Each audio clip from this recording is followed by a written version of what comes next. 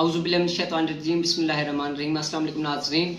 जो लोग चाहते हैं कि दुश्मन पर बंदिश लग जाए, उन्हें चाहिए कि 903 मरतबा या काबिज़ो बेहक ला इलाहा इल्लल्लाहु मुहम्मदुर रसूलुल्लाह अलिय्युन वलीयुल्लाह या इज़राइल फ़लाँ बिन फ़लाँ की ज़बान बंद शुद।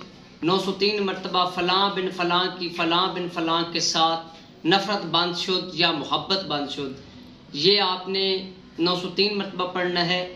और अगर आप 903 मरतबा नहीं पढ़ रहे तो आपको चाहिए कि आप दुश्मन के आदाद कमरी के मुताबिक पढ़ने के बाद आप इंशाल्लाह इसका एक नक्श लिख लें।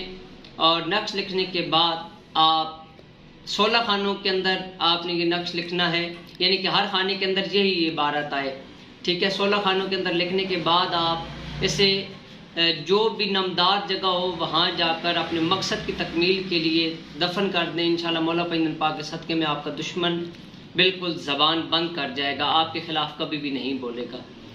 आपकी तौफ़ीक़ात में इजाफ़ा हो। आपको अपना ज़वार के मोहम्मद अब्सार हैदी तोफ़ा